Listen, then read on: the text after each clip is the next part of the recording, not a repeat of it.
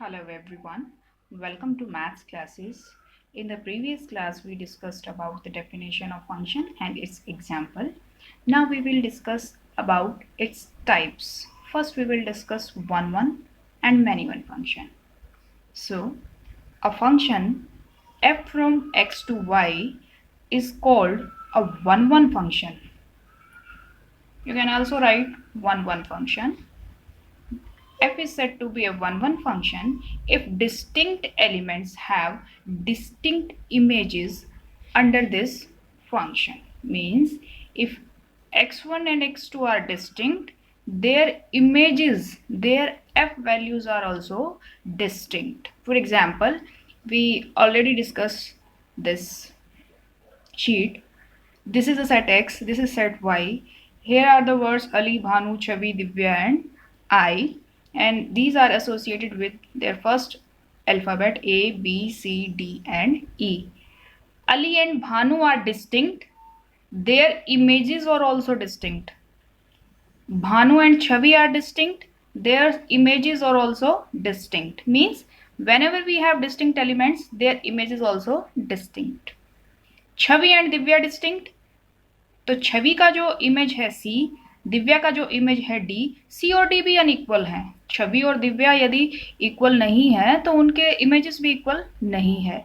Divya and I वो दोनों distinct हैं तो उनकी इमेजेस भी डी एंड ई वो डिस्टिंक्ट हैं.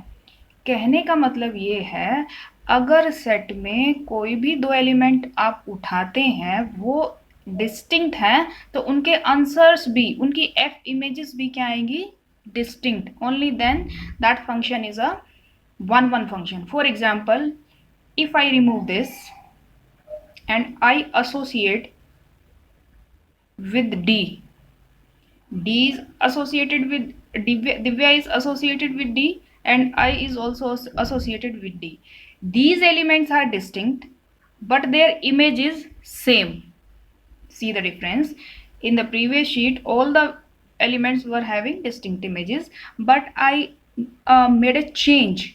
दिव्या और आई को एक सेम अल्फाबेट से एसोसिएट किया. मीन्स दिव्या और आई इक्वल नहीं है लेकिन इनकी इमेजेस सेम आ गई, तो ये फंक्शन वन नहीं है. Distinct elements having the same image, जबकि क्या होना चाहिए?